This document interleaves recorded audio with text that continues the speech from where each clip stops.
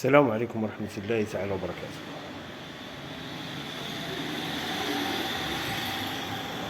دابا هاد الناس اللي خارجين لينا دابا في التيك توك تيطعنوا في الإسلام، تيطعنوا في القرآن، يطعنوا في صحيح البخاري، في صحيح مسلم، الموطأ، يطاح سميتو في الأئمة الأربعة، في التابعين، في تابعين التابعين. واخا قولوا لي، واش تتعرفوا الشروط اللي خاصها تكون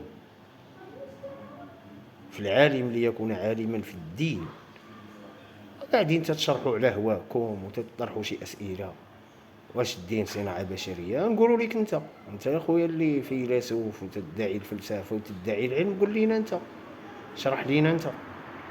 ها انت عندك الطاقه انك انت تبين الاخطاء في القران الكريم، انت عندك القوه العقليه والجسمانيه باش تبين انت بان صحيح البخاري فيه اخطاء، ياكس. والبخاري راه جمع داكشي وبوبو، مالو هو البخاري صنعو. واخا عاد باش نتفاهموا على واحد الحويجات، ودخل عند الشيوخ، سول الشيخ ولد ددو ديال رابطة المسلمين، ولا سول كاع العلماء.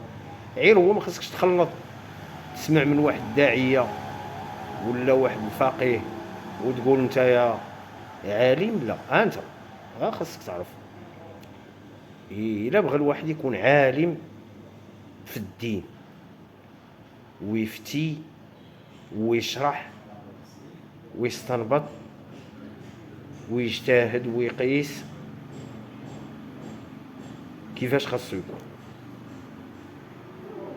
شتي الا ما كانش عنده هاد العلوم كامله ما عمرك تقول ليه عالم، حيت العالم هو اللي ملم بهاد العلوم كامله. اولها علم النحو، علم الصرف، علم البيان، علم المعاني، علم البديع،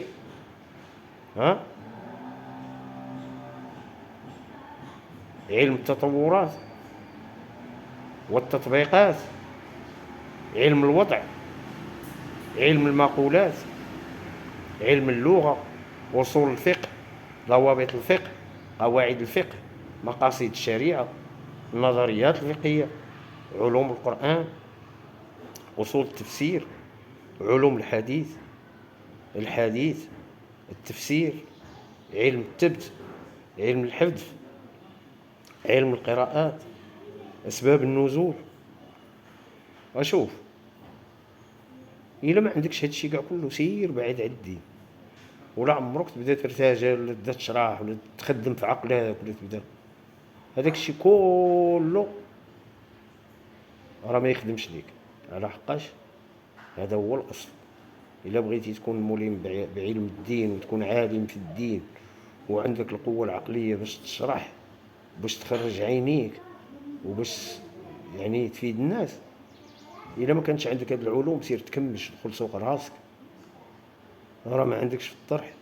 سير بعد على الدين، سير عيش اللي بغيتي، عيش حياتك انت. بتكون لا ديني شغلك هذاك، بتكون ملحد شغلك هذاك، ولكن ما تجيش تناقش الناس في العقيده ديالهم وتجي تبدا تشرح ليهم بشي حوايج ما عارفهمش انت، وتبدا تمرر في مغالطات للناس.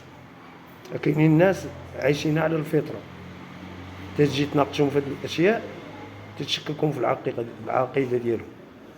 وسير الله يسهل عليك، سير يلا طير حيد من قدامي. عمرك تجي تقول لي وهذوك الناس تيبقاو يناقشوكم في الحوايج هادو وانت هما مدوخين. انا علاش نناقشك؟ انا دخل معايا في هاد الحوايج هادو وانت ما عارف فيهم حتى حاجه ونقعد نناقش فيك؟ وسير تلعب مع قرانك. يلا السلام.